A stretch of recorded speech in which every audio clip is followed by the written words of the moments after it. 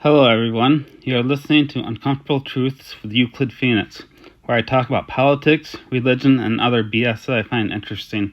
Today, for Other BS, we will take a look at lucid dreaming and managing depression. What is lucid dreaming?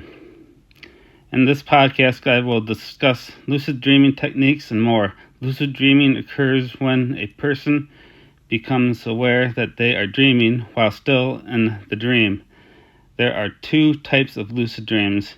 A dream-initiated lucid dream, DILD, happens when the dreamer realizes at some point during the dream that it is a dream.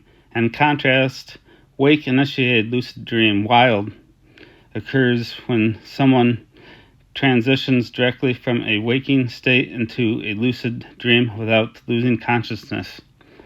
In this podcast, I will explore the history of lucid dreaming, studies on the subject, techniques people use to achieve lucid dreams, and the potential benefits of lucid dreaming. Lucid dreaming has been recognized for centuries. Tibetan Buddhists practiced dream yoga as early as the 8th century CE, aiming to stay conscious while dreaming to better understand the illusion of reality. In the 17th century, Sir Thomas Browne, a physician and philosopher, described experiencing lucid dreams where he could even compose entire plays in his mind. Similarly, the Marquis de Hervey de Saint-Denis believed anyone could learn to become conscious while dreaming. The term lucid dreams was first coined by Dutch psychiatrist and writer Frederik van Eeden. In the 1960s, researcher Celia Green conducted a study that found lucid dreams are distinct from regular dreams, tend to occur during the rapid eye movement phase of the dream, and are often associated with false awakenings. Later, in the 1970s, British parapsychologist Keith Hearn provided physical evidence that eye movements during lucid dreams could be used to signal form within the dream state. This discovery, confirmed by a polysomnograph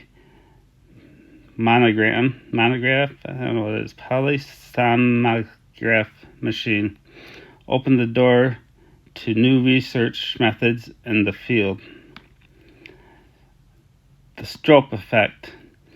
One study explored whether frequent lucid dreamers performed better on the Stroop effect, a test where the name of a color is written in front of a different color, for example, the word blue written in red.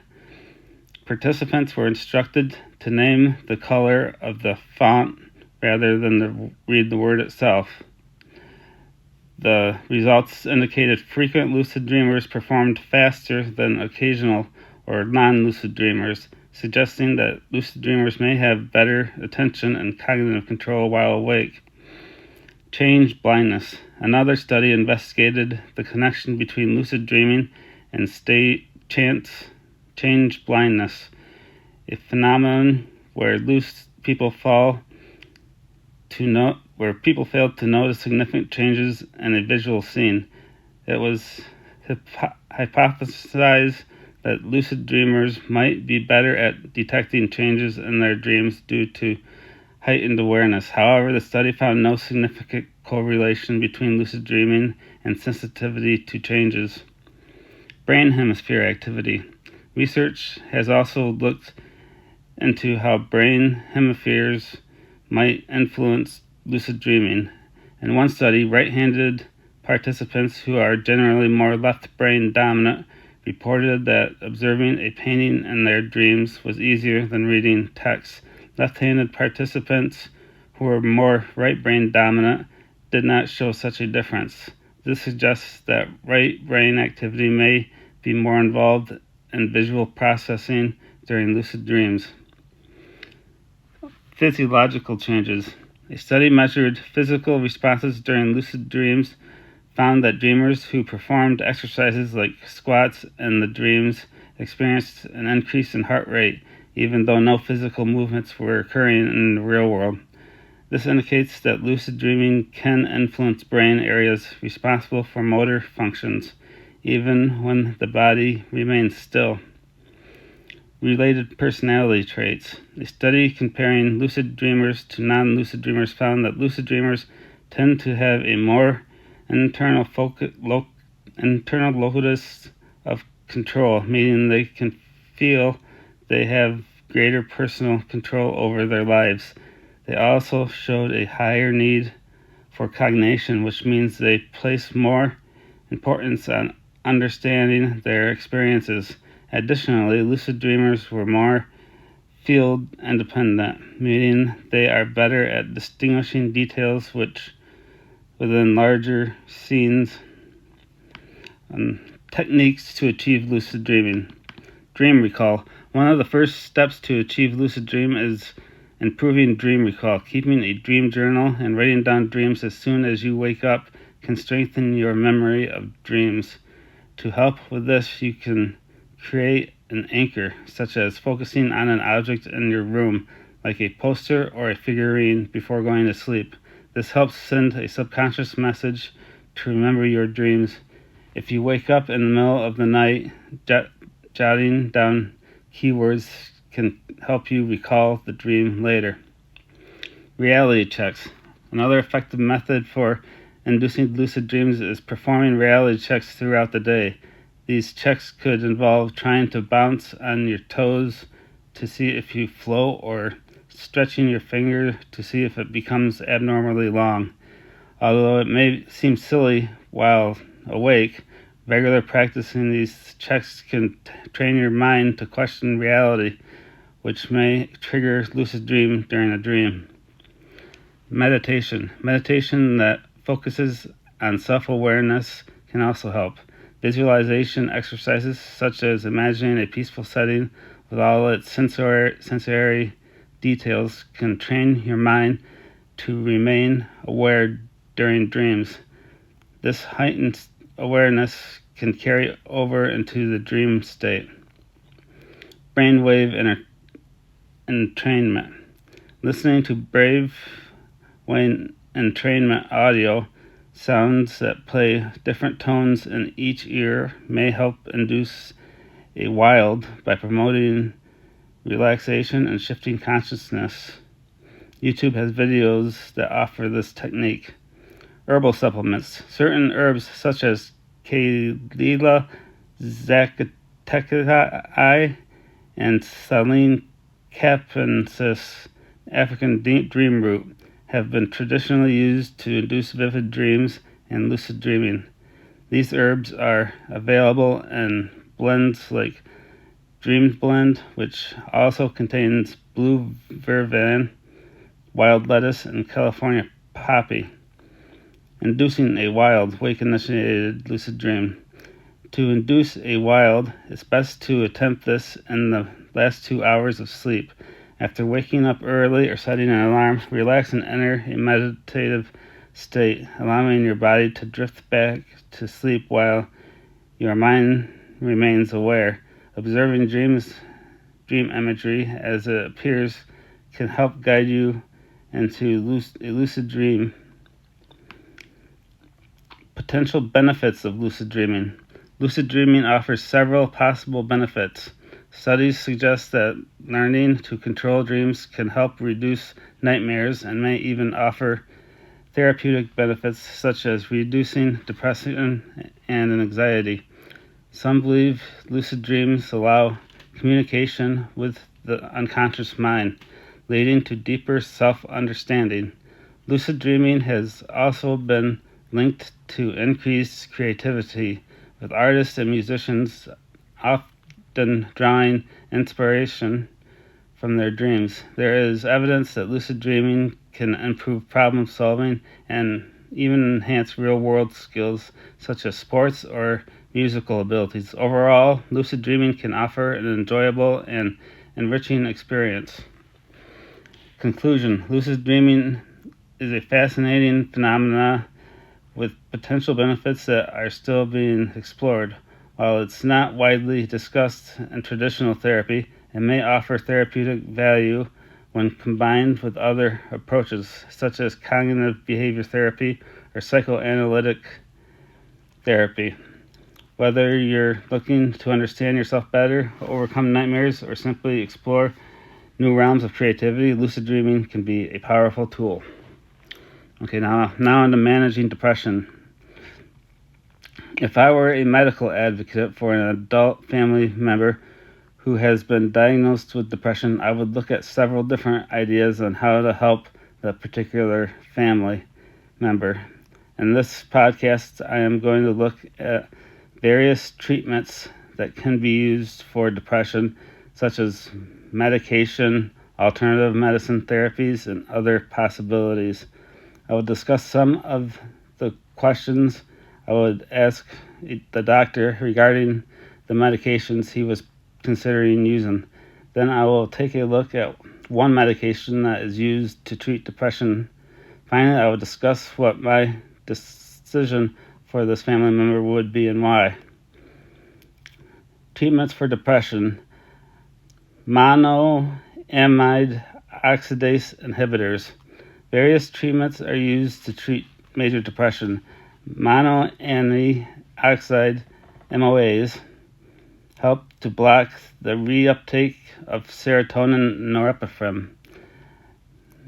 MOAs is an enzyme involved in the removal of these two neurotransmitters from the brain.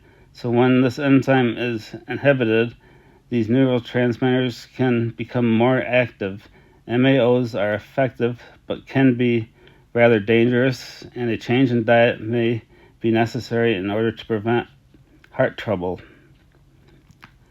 Tricyclic antidepressants. Another class of drugs that are used to treat depression are called tricyclic antidepressants. These medications seem to help certain people who other medications do not help. Like MAOs, they are serotonin and norepinephrine agonists, and that they block the reuptake of these neurotransmitters. These medications are overall less risky than MOA inhibitors. It is questionable how effective tricyclic antidepressants are on teenagers and children, as one experiment demonstrated that they are no more effective than placebos. Specific serotonin reuptake inhibitors, SSRIs. SSRIs are generally a more popular choice for treating depression today. Some of these medications are fairly well known, such as Prozac and Paxil. They are used to treat both moderate and unipolar depression and are generally safe with a few side effects. These medications are considered to be serotonin agonists as they block the reuptake of serotonin. Serotonin and norepinephrine reuptake inhibitors, SNRIs. SNRIs affect the same neurotransmitters as tricyclic antidepressants, but with fewer side effects. They have fewer side effects because they have fewer non-specific actions. SAME, it's like capital S, capital M, and the last letter E is small. Some natural remedies may help with depression. One of these remedies is SAME. Studies that have been done on this medication seem to indicate that it is more effective in treating depression than a placebo.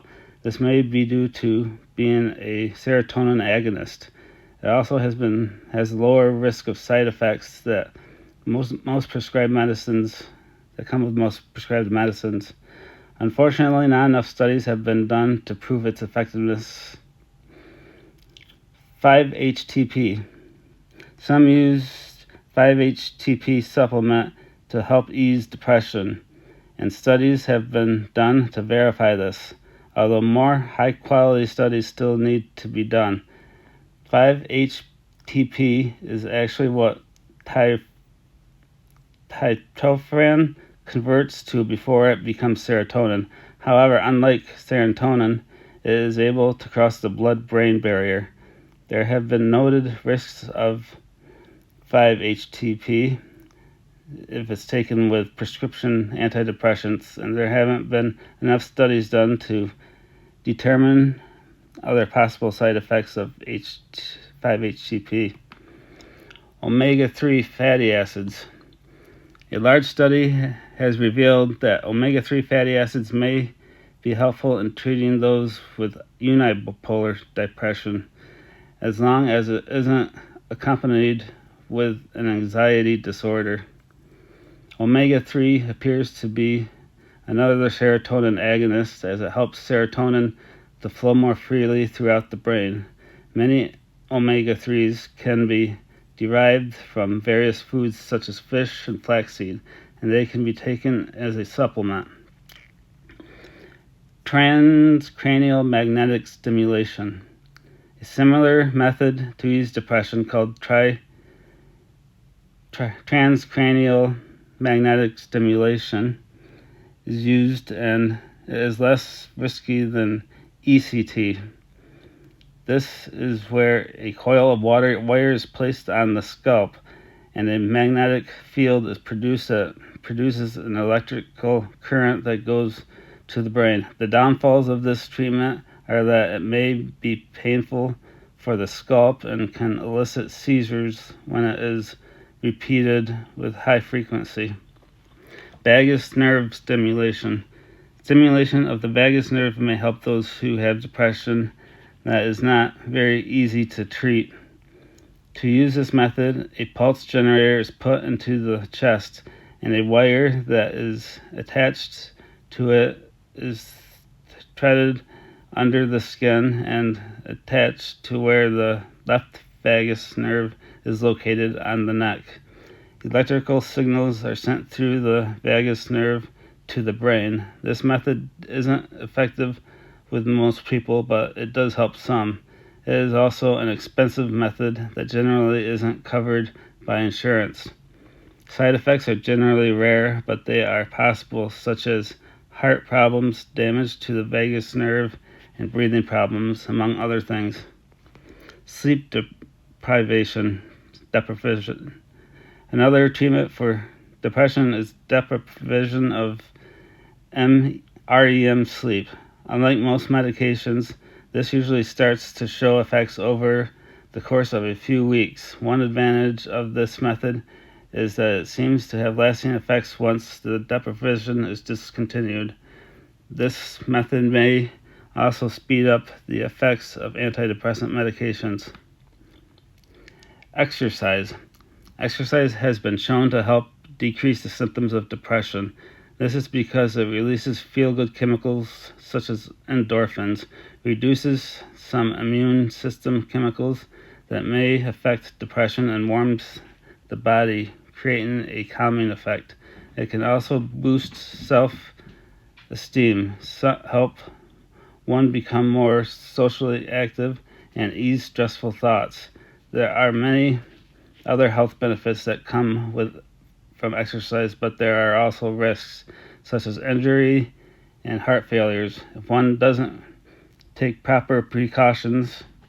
One disadvantage of using this method is that many people with unipolar depression disorder severely lack motivation and may have trouble getting started with an exercise program.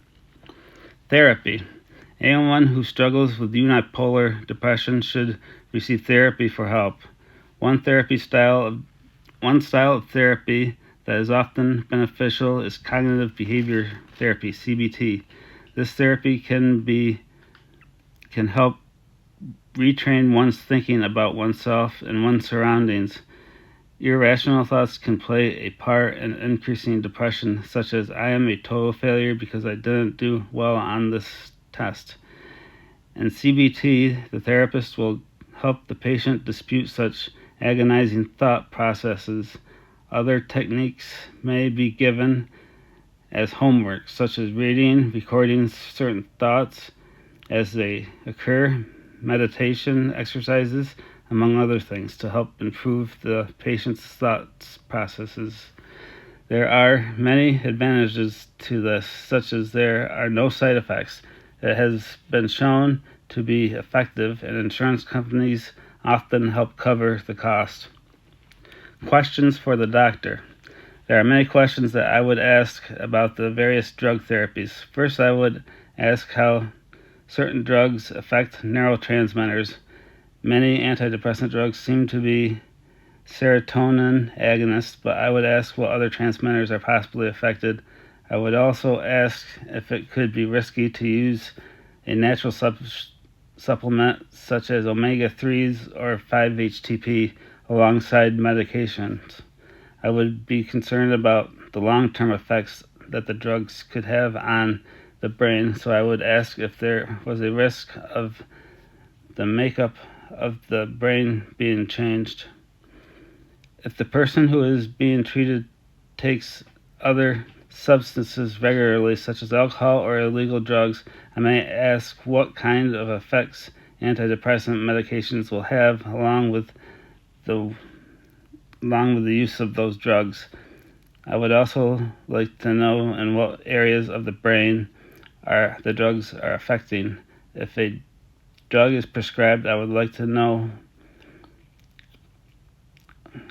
what other methods could be used to enhance the drug's effectiveness, such as partial sleep deprivation, diet, and or sun exposure. I would make sure to ask the obvious questions about side effects and what to do when an unwanted side effect occurs. I would like to know how the drug would affect cognitive abilities such as memory and clear thinking. Another important question to consider is how addictive the drug is and how this addiction can be broken if necessary. Wellbutrin. I'm going to take a look at Wellbutrin. This antidepressant differs from many other antidepressants because it doesn't fall under the categories of tricyclic antidepressants and SSRIs. Rather, it seems to be more chemically related to phenylethylamines. It is thought to be a dopamine norepinephrine reuptake inhibitor with its primarily behavioral effects related to the norepinephrine. It is used to treat major depressive disorder and has been shown to be effective in 3 placebo-controlled studies. However, controlled studies have not shown the effectiveness of long-term use. Wellbutrin should not be used in people who are susceptible to seizures and should be administered in a way that will minimize such things as insomnia, agitation, and restlessness. A sedative hypnotic may want to be administered during the first part of treatment to avoid such things as seizures. Some side effects of Wellbutrin include seizures, thoughts of suicide, panic attacks, headaches, insomnia, gastrointestinal disturbances, rashes, neuropsychiatric disturbances, and cardiovascular problems. Wellbutrin may have negative reactions if used with other drugs.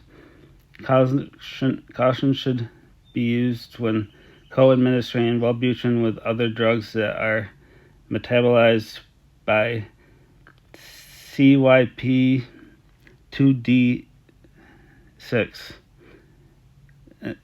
isoenzyme. This is because Wellbutrin inhibits this isoenzyme. Caution should be taken when using certain antidepressants, antipsychotics, beta blockers, and type 1C antiarrhythmics. MAO inhibitors should be avoided because they increase the toxicity of Wellbutrin. Drugs that lower seizures should be used with caution. Wellbutrin can lower alcohol tolerance, so alcohol should be avoided when using this medication. One interesting advantage that Wellbutrin has compared to some other antidepressants is a low risk of sexual dysfunction. It may even increase sexual function in those without clinical depression. What decisions would I make? Making a decision for this family member would be rather tricky. It would depend on many factors such as their degree of depression, financial situation, lifestyle of the family member. For example, if he was an alcoholic, this would have to be taken into consideration. I would probably recommend engaging in cognitive behavior therapy with a professional, as I believe this can help with various degrees of depression. Secondly, if medically able to, I would recommend setting up an exercise program. Even something as simple as a half-hour walk in the morning may be beneficial in relieving depression. Diet would be another important factor.